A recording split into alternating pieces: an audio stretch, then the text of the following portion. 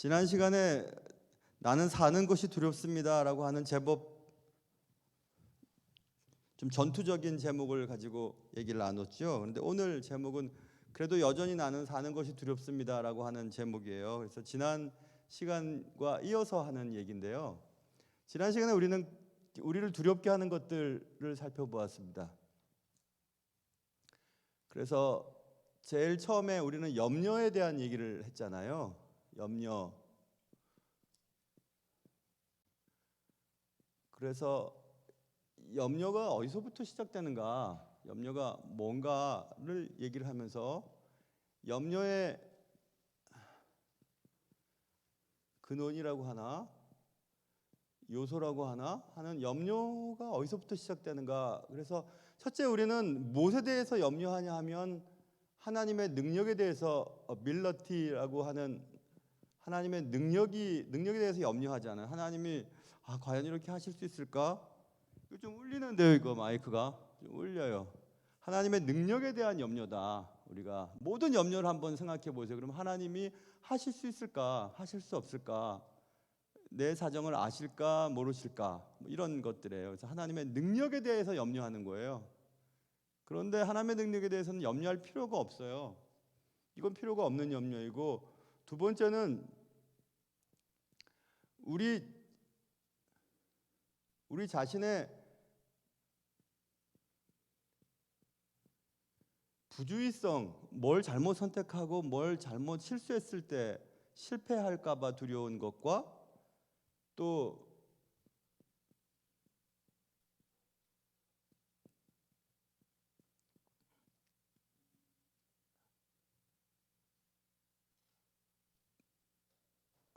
하여튼 이런 것들 때문에 염려가 된다 그랬잖아요. 그래서 염려의 근원은 그런 거다. 짧게 지금 하겠습니다.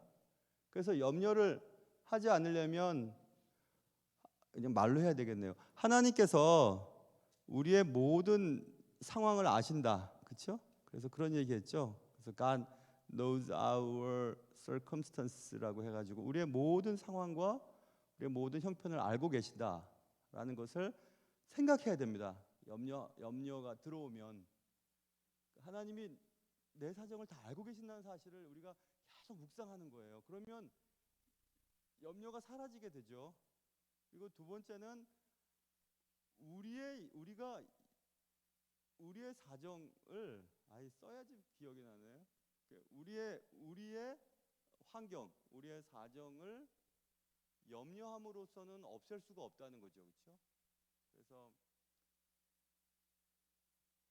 그런 생각들을 해봤고 또 쭉 우리가 공부하면서 염려를 많이 하는 사람들이 세상에서 큰 일을 할 수는 없다. 이런 얘기를 우리가 지난 시간에 했어요. 그 염려에 대한 거. 그래서 우리가 염려한다는 것을 가만히 한번 우리가 생각해 보면 하나님의 능력을 안 믿는 데서부터 염려가 시작되거든요. 그러니까 결국 믿음의 문제입니다. 염려하는 것도 믿음의 문제예요. 먹고 사는 것, 살고 죽는 것 하나님의 능력 아래에 있다는 것을 믿으면, 그리고 우리의 상황을 하나님께서 다 알고 계시다는 것을 믿으면 염려가 싹 사라지게 되거든요. 그런 얘기들을 우리가 지난 시간에 했어요. 염려에 대한 부분. 그리고 그 다음 우리가 무슨 얘기했냐면 낮은 자존감에 대한 얘기했죠. 낮은 자존감이 있어야 되는데 그 자존감이 낮아요. 굉장히 낮은 자존감이에요. 낮은 자존감이 우리가 살아가는 데 두렵게 만들어줘요.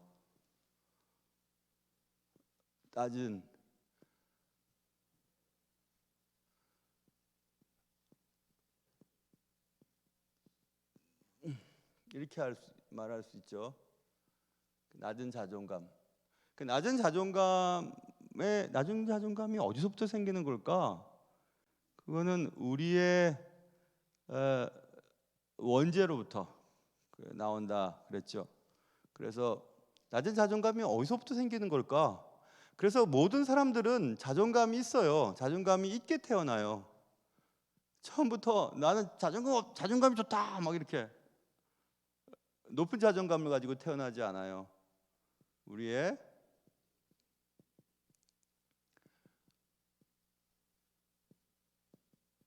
원래 죄, 아담과 하와로부터 우리의 자존감이 훼손됐거든요.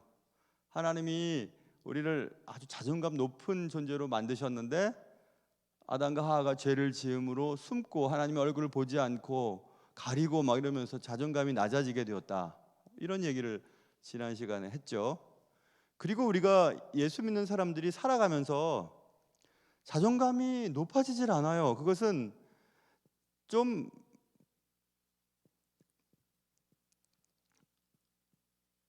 형편없는 신학 때문에 그렇다라고 말씀드렸어요. 그래서 우리가 나쁜 가르치긴 가르치는데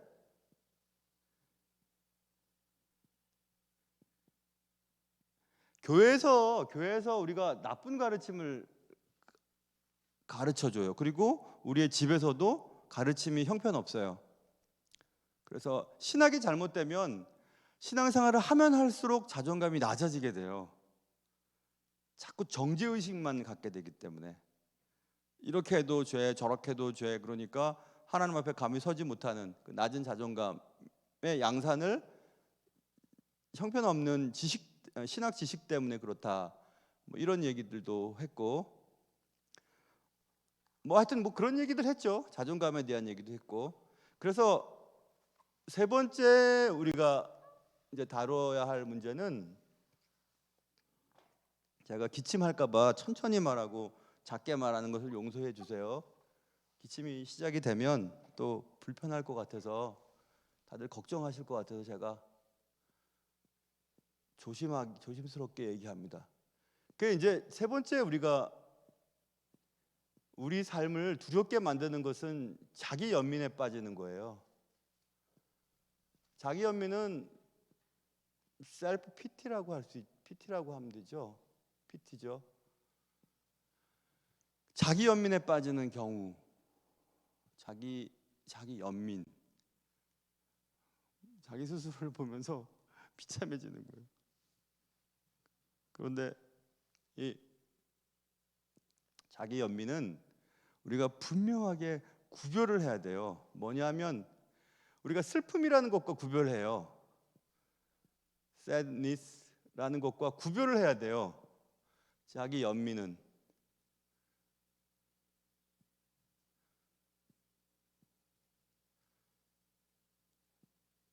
self pity, 자기 연민을 구분을 해야 되는데, 이 슬픔은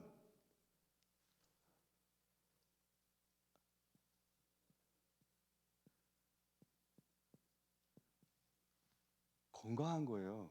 슬픈 걸 표현하는 것은 나쁜 게 아니에요. 오히려 슬플 때 슬프지 않는 게 더 잘못된 거예요. 지금 가까운 형제들이나 가족들이 돌아가셨는데 기독교인이니까 안 슬픈 척하는 게 더 나쁜 거예요. 슬퍼요, 못 보니까. 천국 간 것은 믿지만 만질 수 없고 밥 먹을 수 없고 함께 호흡할 수 없으니까 슬프죠. 왜 안 슬퍼요? 이건 슬픈 것을 표현하는 것은 건강한 거예요. 그런데 자기 연민에 빠지는 것은 건강하지 않는 거예요. unhealthy예요. 이걸 구분해야 돼요. 그래서 자기 연민은 나쁜 거예요. 자기 연민에 빠지는 것은. 그런데 슬픔을 표현하는 것은 나쁜 게 아니에요. 슬퍼할 때 슬퍼해야 돼요. 슬플 때 슬퍼해야 됩니다. 그래서 우리가 혼동하지 말아야 될 것이 몇 가지 있습니다. 그것은 뭐냐 하면,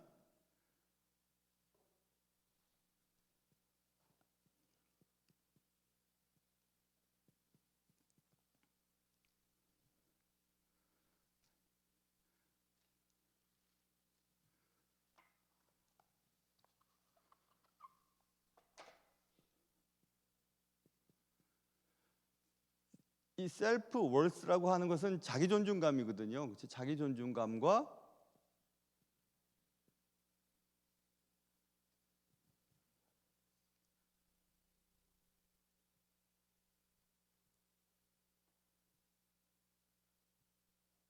그리고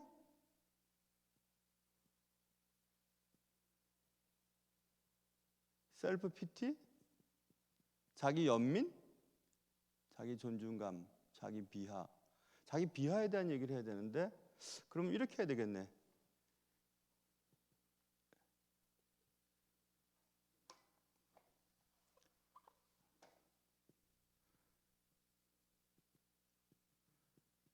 겸손이죠. 겸손과 자기 비하는 리틀링이죠. 자기 비하는 자기 스스로를 자꾸 작게 보는 거예요. 자꾸 자기 스스로를 자꾸 작게 보는 것과 겸손하는 것은 틀린 겁니다. 이제 생각났네. 이게 뭐였더라? 그래요. 이 자기 존중감하고 카날이란 게 맞죠? 영어 선생님 저기 이게 맞아 이거? 단어를 쓰고도 나 자꾸 틀리게 쓸 때가 있어갖고 세속적인 그렇죠? 세속적인 자기중심. 자기중심이 뭐죠? 자기중심이라는 단어가 생각이 안 나네. 제가 요즘에 오늘 좀 상태가 좀 안 좋아요. 몸이 좀 안 좋아서 머리가 잘 안 돌아가네. 자기중심이 뭐라고 지난번에 뭐라 그랬어요? 여러분 혹시 갖고 계신 게 뭐 있죠? 없어요? 에고티즘이죠. 에고티즘. 에고라고 하는 것은 자아잖아요. 그렇죠? 자기 중심. 근데 세속적인 자기 중심과 자기 존중한 것은 다른 일이에요. 자기를 높이는 것과 세속적인 어떤 조건을 가지고 자기중심적으로 바라보고 생각하는 것은 다른 문제예요. 이것을 혼동하면 안 됩니다. 혼동하는 경우들이 되게 많아요. 그래서 자기 연민에 대한 것은 이렇게 생각하면 되고,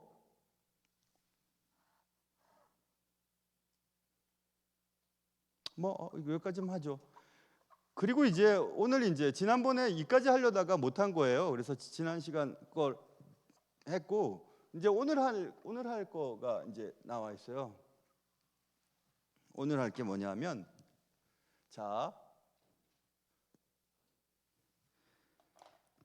오늘 이제 해야 될 것은 네 번째죠. 네 번째 우리를 두렵게 하는 것 중에 하나는 용서에 대한 부분이에요. 놀랍게도 용서에 대한 부분.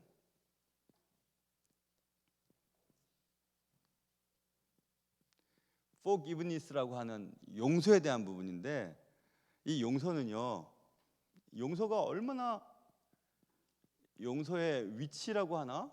위치, 의미, 무게 이런 단어로 쓸 수 있어요. 그런데 용서가요 얼마나 중요하냐면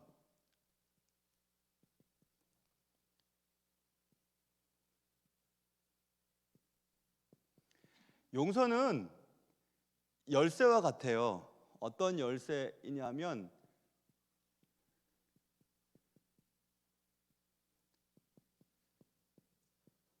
우리가 이제 살아가면서 관계에 대한 문제가 생기잖아요. 이 사람과 관계가 문제가 생기고 저 사람과 관계가 문제가 생기고 그런 관계 문제를 열 수도 있고 닫을 수도 있는 열쇠와 같은 게 용서에 대한 부분이에요. 그러니까 다른 사람의 죄에 대하여 용서만 잘해도 관계에 대한 문제가 생기지 않아요. 용서를 못하기 때문에 관계가 틀어지는 거거든요. 그러니까 용서는 우리가 사람들과 관계 속에서 발생되어지는 모든 문제들을 해결할 수도 있고 닫을 수도 있는 것이 용서에 대한 부분이에요. 그러니까 용서를 해야 될 때 하지 않고 그럴 때 관계에 대한 문제가 우리를 힘들게 만듭니다. 저도 그런데요. 모든 것이 좋아도 제 아내와 관계가 틀어지면 아무것도 할 수가 없어요. 여러분도 그러시잖아요. 또 모든 일들이 잘 된다고 해도 교회 생활이 행복하지 않으면 아무 일도 할 수가 없어요. 우리 신앙인들은 다 그렇잖아요. 그래서 교회가 편안해야 돼요. 어떤 희생을 감수하고서라도 교회를 편안하게 만들 수만 있다면 그렇게 해야 돼요. 그렇게 하지 않으면 우리는 아무것도 할 수가 없어요. 가정도 마찬가지고. 그래서 용서라고 하는 것은 모든 관계에서 벌어지는 문제들의 열쇠다. 이것이 굉장히 중요한 얘기고, 두 번째는 용서라고 하는 것은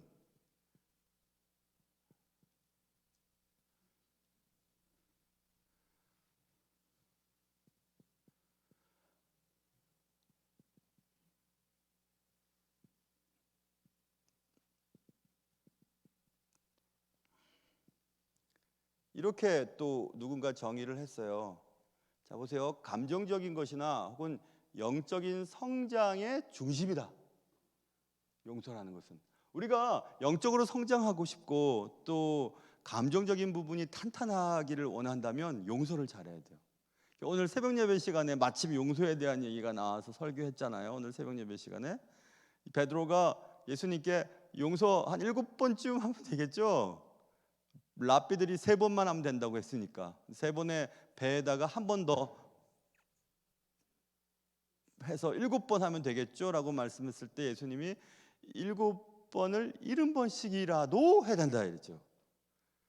그래서 제가 오늘 새벽에 그거 얘기했잖아요. 잠이 안 올 때 한 1000번, 10,000번 세면은 잠이 온다고 누가 그래서 이제 세기 시작하는 겁니다. 하나, 둘, 셋, 넷, 다섯, 여섯 이렇게 세요. 그런데 7번을 70번씩 하면 7 곱하기 70이면 490번을 하라는 얘기가 그 얘기가 아니라고 말씀드렸어요. 자, 7번씩 70번. 그러면 보세요. 하나, 둘, 셋, 넷, 다섯, 여섯, 일곱. 하나, 둘, 셋, 넷, 다섯, 여섯, 일곱. 둘. 하나, 둘, 셋, 넷, 다섯, 여섯, 일곱, 셋. 하나, 잠 오네요. 그렇게 하다가 잠이 자는데 그게 어떻게 그걸 70번을 해요? 못하죠. 그래서 주님의 말씀은 의식하지 말아라. 그거 세면서 그거도 용서할래? 그래서 7번 용서한 다음에 한 번 하고 7번 용서해 한 번 이렇게 70번 할래? 그래서 의식하지 말라는 거예요. 그래서 용서는 카운팅하지 않는 거다. 오늘 새벽에 그 얘기 드렸죠. 오늘 새벽 예배 오신 분들은 잘 들으셨었어요. 그렇죠? 그래서 세는 거예요. 지난번에 내가 용서했는데 또 그 짓을 해? 지난번에 했잖아. 그러면 안 잊어버린 거예요. 용서 아니에요. 용서는 상대방이 나한테 어떤 죄를 저질렀는데 죄를 저질렀어? 내 용서할게. 마치 처음 하는 것처럼. 이런 일이 한 번도 저질러지지 않았는데 지금 처음 이 사람이 죄를 저지른 것처럼. 그래서 내가 깨닫는 거예요. 그래서 용서하지 뭐. 처음인데 뭐 하고 잊어버린 거예요. 그렇게 하는 거예요. 그렇게. 그러니까 용서라고 하는 것은 우리가 영적으로 성장하는 것의 중심에 자리 잡고 있어요. 용서를 잘한다는 것은 신앙이 좋다는 말과 똑같아요. 용서를 못한다는 것은 신앙이 없다는 것이에요.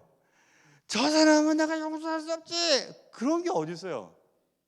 그런 게 어디 있어요? 만약에 하나님께서 내가 여기 오늘 주일 저녁 예배 오신 내 사랑하는 자녀들을 다 용서하는데 너만큼은 용서 안 한다. 이러면은 얼마나 말이 안 되잖아요. 하나님은 사랑이신데.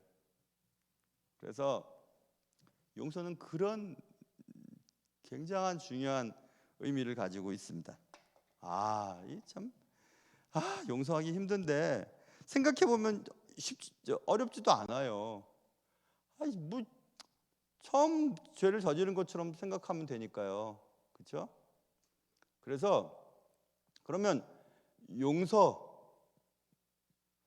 용서를 어떻게 하면 할 수 있을까? 어떻게 하면 용서를 잘할 수 있을까? 이게 궁금하죠. 어떻게 하면 되지? 어떻게 하면 용서할 수 있을까요? 이 얘기를 이제 해야 되겠죠. 자,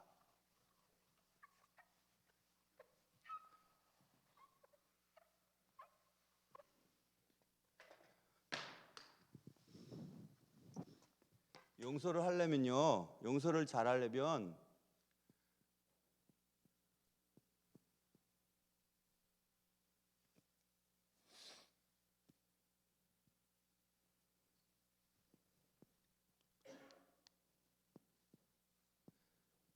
이렇게 먼저 해야 돼요. 우리가 상대방을 통해서 너무 아파요. 상처를 받았어요. 그걸 인식해야 돼요. 그걸 맞닥뜨려야 돼요. 모른 척 하면 안 돼요. 저 사람이 나한테 상처를 줬어요. 준 거를 내가 깨달아야 돼요. 먼저 모른 척하고 넘어갈 게 아니라 분명히 내가 저 사람 때문에 상처를 받았어. 그리고 이 문제가 내게 큰 아픔이 됐고 상처가 되어 있다는 것을 먼저 인정해야 돼요. 인정해야지 그 다음에 용서가 가능한 건데, 인정하지 않고 슬쩍슬쩍 넘어가면 마음에 쌓여 있습니다. 그러니까 이거는 중요한 거예요. 먼저는 그렇게 해야 돼요.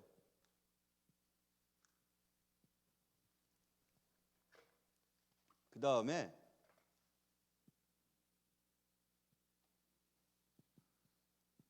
뭘 깨달아야 되냐 하면은,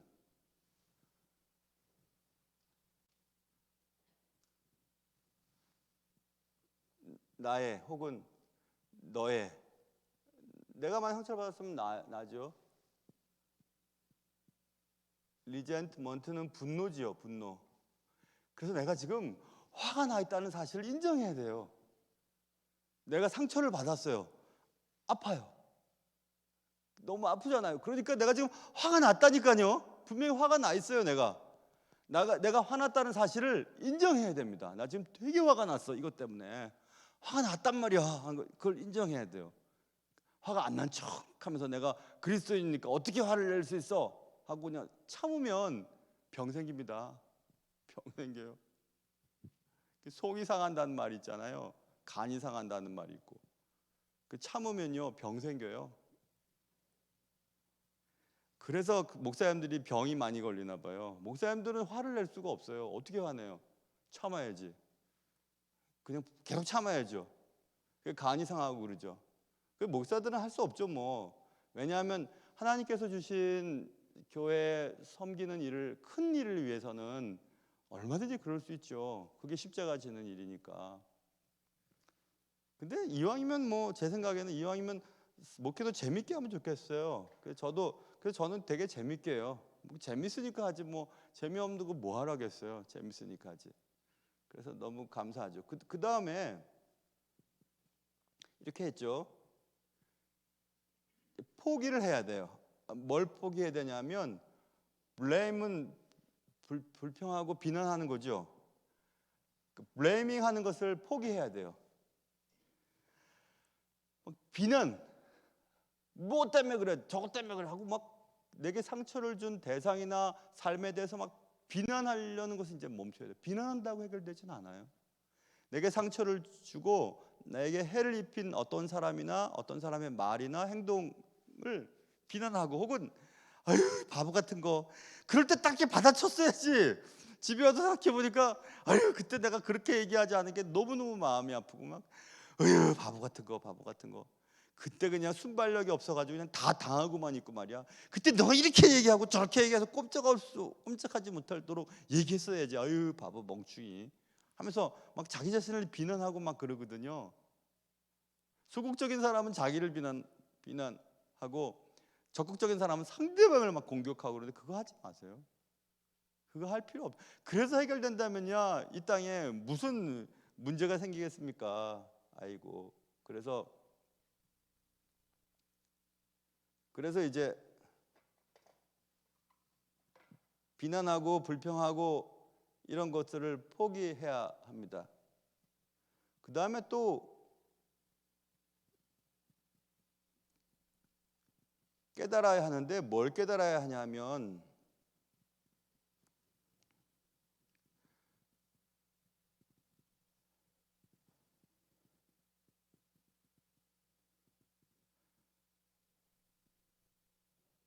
약을 먹었더니 약 먹은 사람처럼 글씨가, 용서라는 것은 과정이라는 사실을 깨달아야 돼요.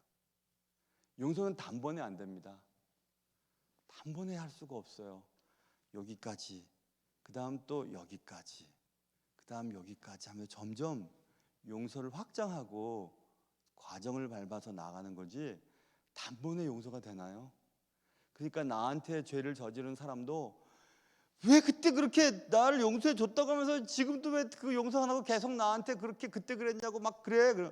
용서가 안 돼요. 단번에 용서가 되는 사람이 어디 있어요? 그러니까 시간이 지나고 그 상처를 준 사람이 상처받은 사람에게 계속해서 조금씩 신뢰감을 주면서 신뢰감이 회복될 수 있도록 시간들을 정해야 되죠. 그리고 시간들을 보내야 돼요. 그러니까 용서는 과정이라고 하는 사실을 깨달아야 돼요. 단번에 결론 맺을 수 있는 것들이 아니에요. 그러니까 용서하는 사람도 용서받는 입장도 단계를 거치면서 용서가 되어가고 있다는 사실을 기억해야만 해요. 중요한 말이죠. 그래서 용서는 그렇게 우리가 이해할 수 있고,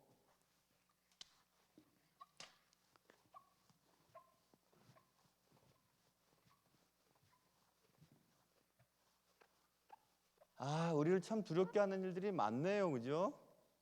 그 다음 또 우리를 두렵게 하는 것들이 있는데, 뭐 다 할 수는 없겠지만 몇 가지는 해야 되겠죠. 이거 정말 이거 어떡하나.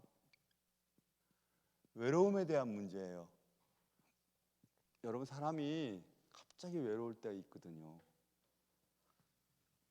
진짜 외로운 게 뭔지 아세요? 진짜 외로운 것은 여러 사람 가운데서 외로운 걸 느낄 때예요. 그래서 이 외로움의 문제,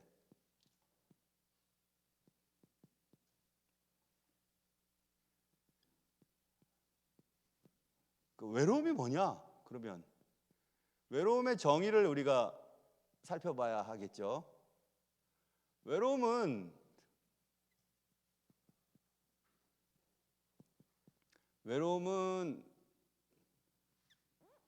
구멍이래요. 구멍.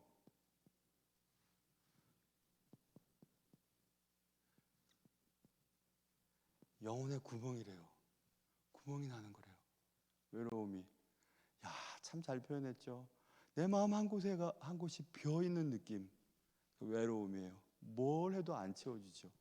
내 마음의 외로움. 그런데 여러분, 이게 또 혼동되는 게 있어요. 외로움과 고독이 뭐가 차이가 나요? 같아요?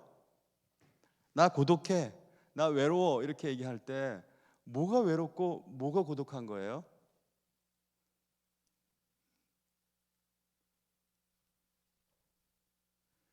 그러면 좋아요. 외로움과 고독 중에서 그래도 좀 더 괜찮은 게 뭐예요? 외로운 게 괜찮은 거예요? 고독한 게 괜찮은 거예요?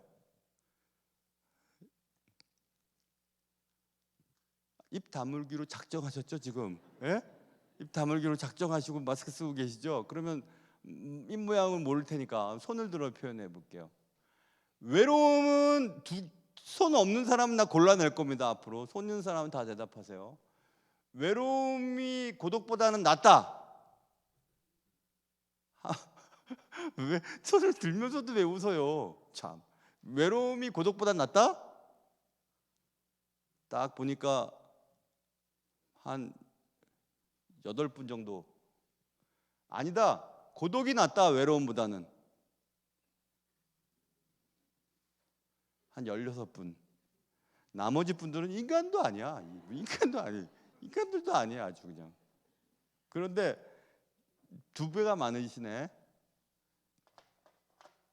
우리가 헷갈려. 이거 고독은요. 고독은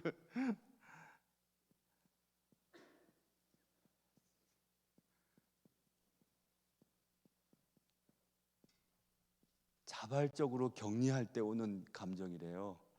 자발적으로 내가 자발적으로 이렇게 떨어져 있는 거예요. 사람들로부터. 그럴 때 밀려오는 감정이 고독이래요. 자발적 격리. 그러면 이 외로움은 뭐냐?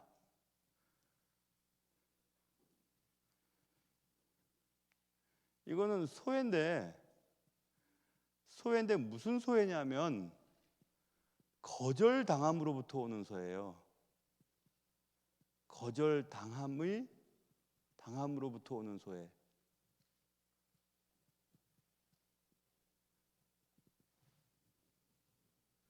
나는 거절받고 싶지 않다니까. 난 같이 살고 싶고 같이 있고 싶어요. 그런데 남들이 나를 거절해 버려요. 그럼 나는 소외되잖아요. 그 무리 중에서. 그때 찾아오는 게 외로움이래요. 그러니까 이거는 내 의지와는 상관없어요. 나는 외롭고 싶지 않은데 외로움을 당하는 거예요. 근데 고독을 당하진 않아요. 고독은 내가 선택하는 거예요. 그러니까 고독은 좋은 거예요.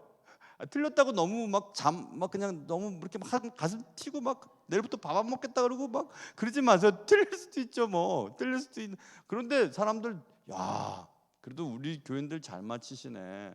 난 잘 몰랐어요. 이게 고독한 건지 외로운 건지, 뭐 때문에 이런 감정이 생기는 건지. 막 바람이 불고 낙엽이 떨어지고 갑자기 바다를 보고 싶고 갑자기 차를 몰고 어디론가 가고 싶고. 얼마 전에 친구 목사님들끼리 모였는데, 나 정말 우리 집사람한테 몇 번 혼이 났는데, 가끔씩 힘들 때, 몸이 좀 쉬고 싶을 때 어디 가서 쉴 만한 곳이 있으면 좋겠다 싶어서 저기 인천에 내 친구 목사님이 글쎄 8천만 원을 주고 아파트를 샀어요. 8천만 원짜리 아파트가 어디 있어요. 근데 지금 산지 한 몇 년 됐는데 무척 올랐어요.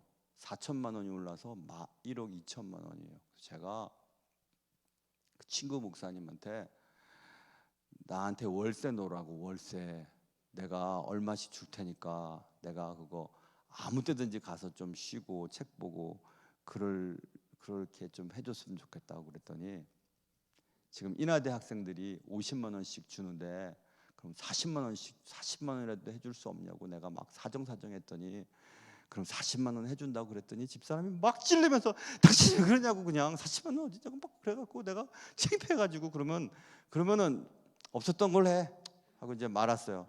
그래서 내가 왜 그런 세컨 하우스, 그러니까 어디론가 가서 좀 쉬고 싶은, 아무 때든지 가서 쉬고 싶은 곳을 생각했을까 생각해 봤더니, 자발적으로 격리하면서 하나님과 조용한 시간을 보내고 싶은 마음이 있는 거죠. 그러니까 자발적인 격리, 고독은 필요해요, 여러분. 하나님과 독대하기 위해서는 고독이 필요해요. 그런데 이 외로움은 사람들로부터 따돌림을 당해서 받는 소외거든요. 근데 이 외로움을 지금 얘기하는 거예요. 고독 문제가 아니라 우리가 지금 다루는 것은 이 외로움의 문제예요. 알았죠? 이 외로움은 우리의 영혼에 구멍을 내요. 구멍과 같아요. 뭔가 좀 이상해요. 이상해. 자, 그래서 이 외로움에 대한 문제를 이제 우리가 나눠볼 거예요. 외로울 때, 그러니까 누군가가 나를 나를 거절해서 내가 소외감을 느끼는 거예요. 막 이렇게 청년들이 연애를 하다가 나 너 싫어. 갑자기 잘하는데 갑자기 너 싫어. 거절당했죠. 그러면 갑자기 외로워지는 거죠. 그 외로울 때는 주님도 잘 안 찾게 돼요. 왜? 거절당했으니까. 스스로 자기를 격리시켜서 고독하게 되면 주님을 찾을 수 있는 여유가 생기는데, 누군가로부터 내가 거절당했을 때는 신앙이고 뭐고 그냥 다 무너져 버리거든요. 그러니까 이 외로움에 대한 문제예요. 그러면 외로울 때 어떻게 되는가? 외로운 시기가 생겼다면 어떻게 그 시기를 보낼 수 있을까? 그 얘기를 해야 되는 거예요.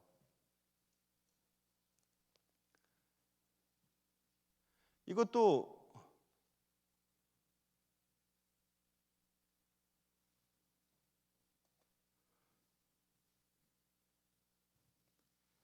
약이 머리 회전을 좀 지장을 주나 봐요. 머리 회전이 잘 안 돼요. 그러니까 외로움의 시기는 한 3가지 정도로 얘기를 할 수 있는데, 아니다. 이거 아니에요. 잘못 기억했어요. 이렇게 기억한 것 같아요. 외로울 땐 어떻게 되는가? 사람이 외로움에 빠졌어요.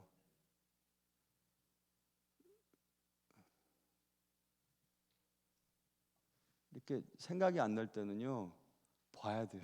저기 봐야 되는데 어떻게 적어놓은 것 같은데 머리 회전이 잘 안 되네요. 죄송해요. 어디다 적어놨어요. 오케이 그래요. 죄송해요. 외로울 때는요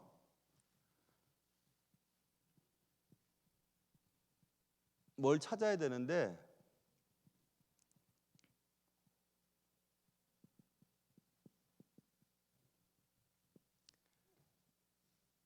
우리가 내 마음을 털어놓고 또 이런 것들을 얘기 나눌 수 있는 그런 크리스찬들을 찾아야 돼요. 일단은 생각이 자꾸 안 나요. 그리고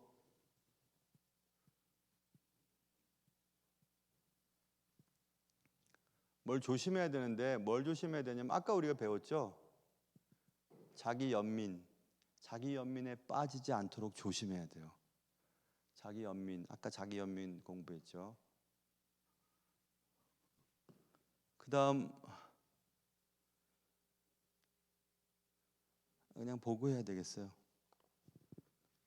뭐라고 썼는지 잘 모르겠어요.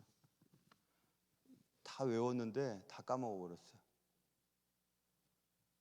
뭘 기억해야 돼요? 뭘 기억해야 되냐면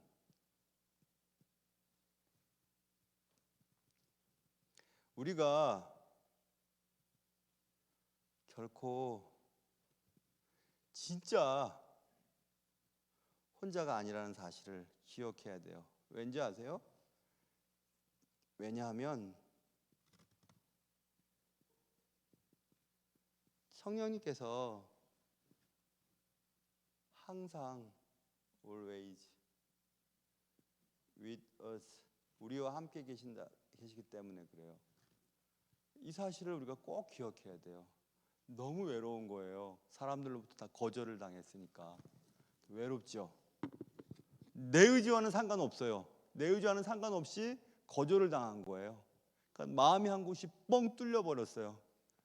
그때는 자기 연민에 빠져서는 해결이 안 됩니다. 그때는 내 머릿속에서 꼭 기억해야 되는데 그것은 뭐냐면 우리가 결코 혼자 있지 않다는 사실을 기억해야 돼요. 진짜 우리는 혼자 있지 않습니다. 어떤 상황 가운데서도. 왜냐하면 성령님께서 항상 우리와 함께 계시겠다고 약속하셨기 때문에 그리고 실제로 우리와 함께하고 계세요. 그러니까 우리는 그걸 꼭 기억해야만 해요. 꼭 기억하셔야만 해요. 잊지 마세요, 여러분.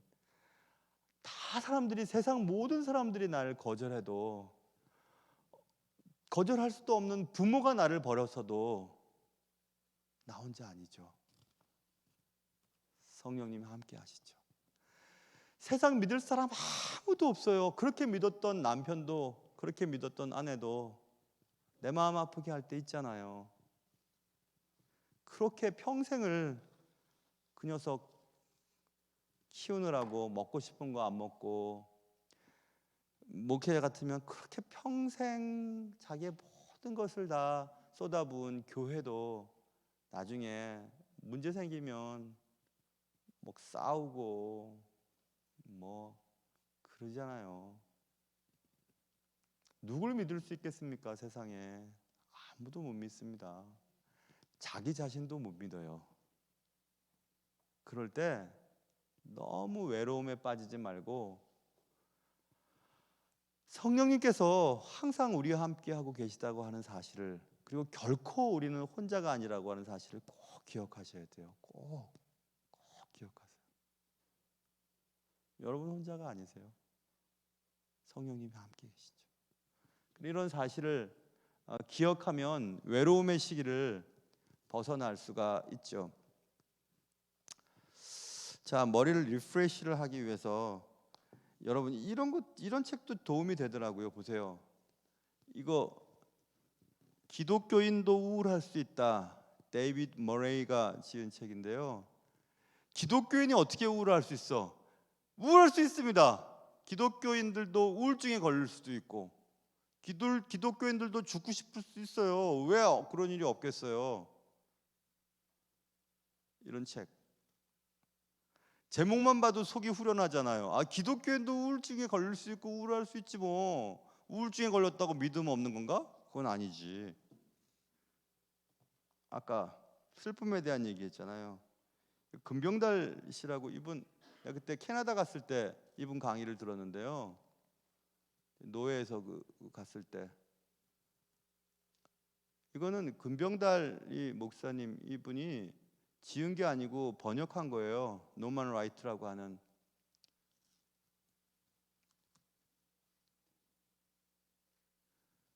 마음껏 슬퍼하라라고 하는 책인데 이거 한국에 팔지 모르겠어요. 이 책 그때 선물 받았는데 이거 사실 안 읽었어요.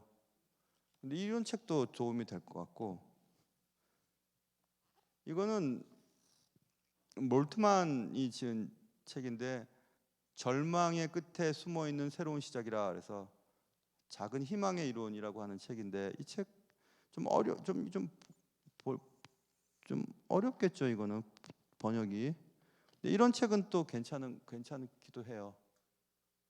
뭐 죽음의 어떤 경험을 했을 때 애도의 시간들, 고통의 문제에서 신학적인 어떤.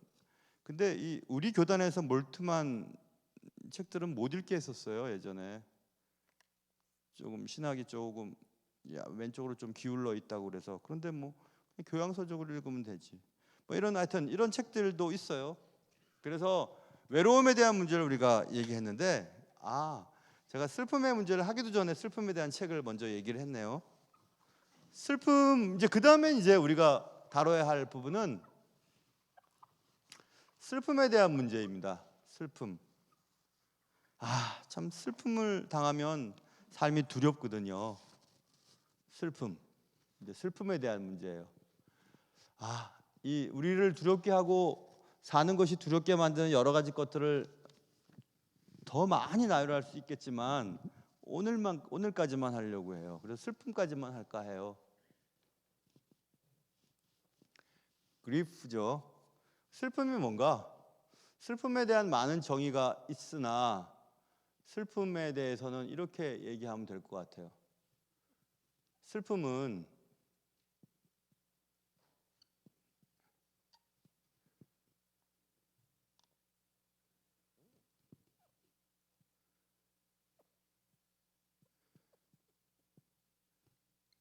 자연스러운 것이에요. 그리고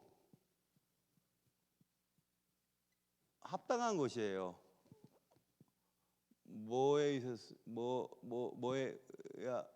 의해서냐 하면, 무엇 때문이냐 하면, 어떨 때냐면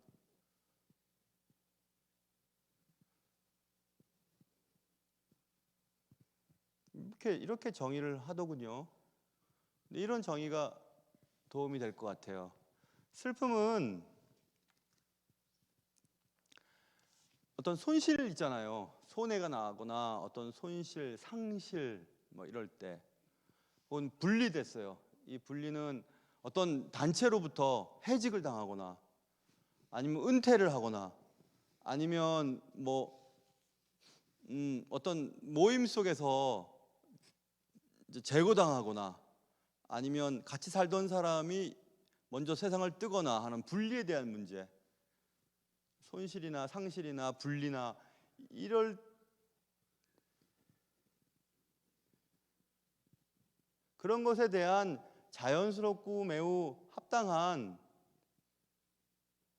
이거 뭐 이 영어를 이상하게 썼네요.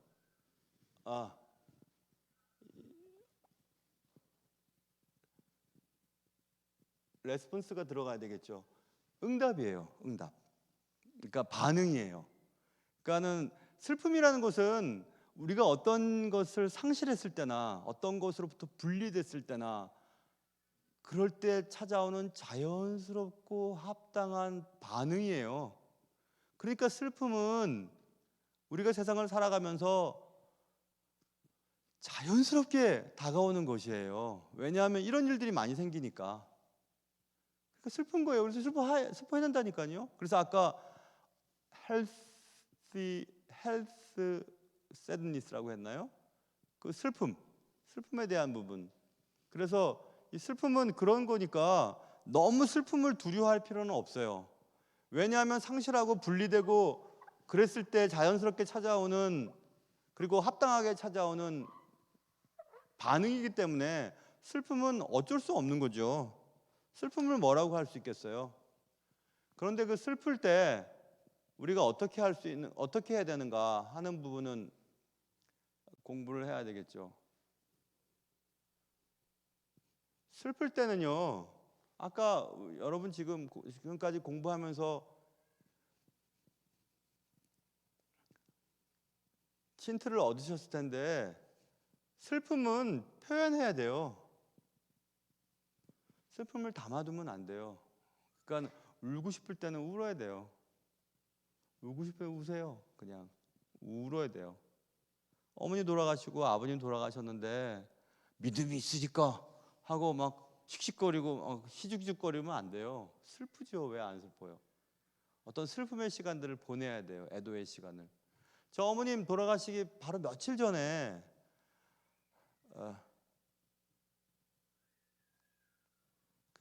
제가 언젠가 말씀드렸죠. 저 노래를 듣는데 폴포츠 노래인가? Time to say goodbye. 그 노래 듣는데 막 눈물이 확 나는 거예요. 아, 이제 어머님과 인사할 때가 됐구나. 이제 드디어 인사할 때가 됐구나. say goodbye 할 시간이 됐구나 하고 막 엄청 혼자서 울었네요. 목사잖아요. 하나님 나라에 어머니 가시는 거 분명히 알잖아요. 근데 너무 슬픈 거예요. 혼자서 그냥 펑펑 울었어요. 한 3일 전, 돌아가시 3일 전에. 그리고 딱 울고 나서는 딱 준비가 됐어요. 그래서 장례식 때는 문상객들 다 기쁘게 맞이하고 즐거웠어요. 그 슬픔의 기간들이 지난 거예요. 이제 딱 털었어요. 딱 털고 하나님이 허락하신 천국에 어머님이 가시는 순간들을 보았어요. 하나님이 그 은혜를 주셨어요. 임종의 자리에 교인들 다 모여서 찬송을 다 부르고, 어머니 좋아하신 찬송 다 부르고, 어머님이 이렇게 얼굴 하나씩 맞추시고, 저한테도 얼굴 이렇게 눈 맞추시고, 이렇게 맞추시고 눈을 다 감으셨어요. 꼭 그 드라마의 마지막 장면처럼. 저희 누님은 엄마 하면서 막 어머니한테 달려들고 막 그랬지만, 저는 이제 가셨구나. 근데 제가 슬프지 않은 게 아니었죠. 며칠 전에 슬퍼했었어요. 그 문제에 대해서 굉장히 슬퍼했었어요. 그런데 아무렇지도 않게 있다가 어느 날 갑자기 막 슬퍼지는 경우가 있어요. 그 문제 때문에. 그러니까 슬픈 것은 슬픈 표현을 해야 돼요. 슬프지 않는 사람은 아무도 없습니다. 어떻게 뭐가 내 자신 속에서 무엇이 떨어져 나가는데, 분리됐는데, 세퍼레이션 됐는데 슬프지 않겠어요? 슬픈 거예요. 슬픈 게 당연하죠. 그래서 표현하라.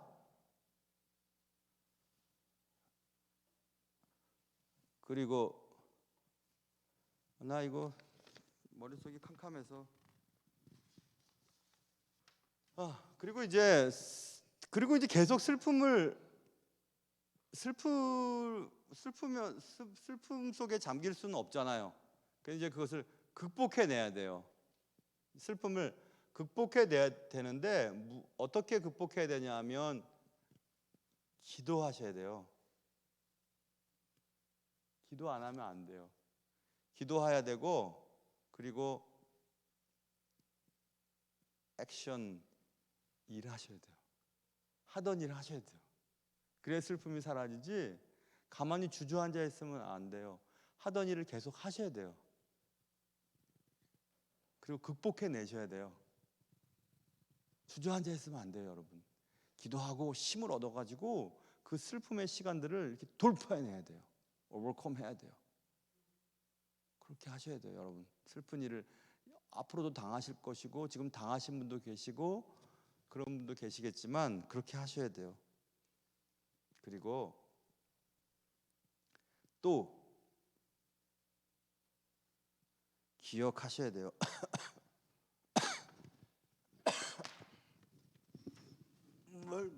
기억해야 되냐면 예수님께서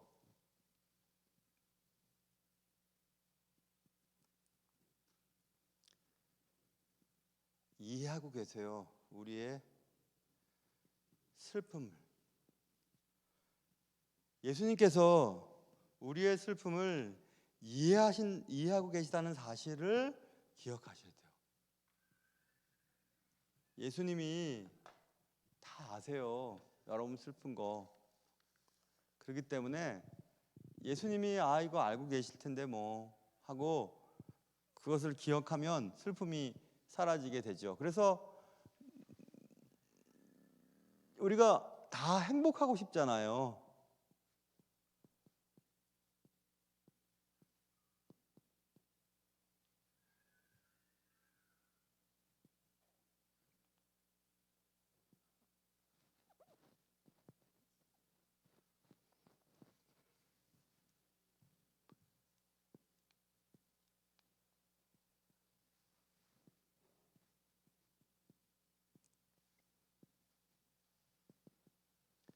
이런 말이 있죠. 행복이라고 하는 것은요, 어떤 기회에서 찾아오는 게 아니고 선택하는 거예요.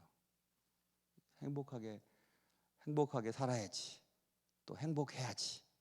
내가 이런 상황 가운데서도 이걸 선택해야지 하고 그렇게 잡는 거예요. 여러분 평생 사람을 미워하며 살 수도 있죠. 그러나 하나님의 은혜로 사랑하고 용서하며 살아야지 하고 선택하는 거예요. 내가 슬픔에 압도당해서 계속 주저앉아 있으면서 아무 일도 하지 않고 그렇게 살 수도 있어요. 그러나 내가 슬픔을 딛고 일어나면서 기도하고 또 하던 일을 계속하면서 선택해야지. 그렇게 선택해 나가는 것이에요. 그게 우리의 삶을 두렵게 하는 여러 가지 것들로부터 우리를 다시 일어나게 만들어주는 것이에요. 사랑하는 성도 여러분, 우리가 살아가면서 우리를 두렵게 하는 일들이 왜 없겠습니까? 지금까지 우리는 살펴본 많은 것들이 우리를 두렵게 했죠. 염려도 그렇고 낮은 자존감도 그렇고 자기 연민도 그랬고 용서하지 못하는 것에 대한 것들도 있었고 외로움에 대한 것도 있었고 슬픔에 대한 문제도 지금 있었잖아요. 그러나 우리는 선택을 해 나가야 할 것입니다. 하나님의 말씀을 의지해서 나는 그래도 살아낼 거야. 하나님이 다 아실 테니까. 그리고 하나님이 홀로 나를 두시지 않는다는 사실을 또 기억하는 것입니다. 그리고 또 살아가는 거예요. 하나님이 우리에게 주어진 시간들을 말입니다. 절대로 그 시간을 스스로 단축하거나 내 의지대로 슬픔 속에 잠기거나 또 외로움 속에서 허덕이거나 자기 연민에 빠지면서 살 수도 있겠지만 그렇게 하지 말아야 돼요. 그게 하나님이 우리에게 바라시는 삶일 것입니다.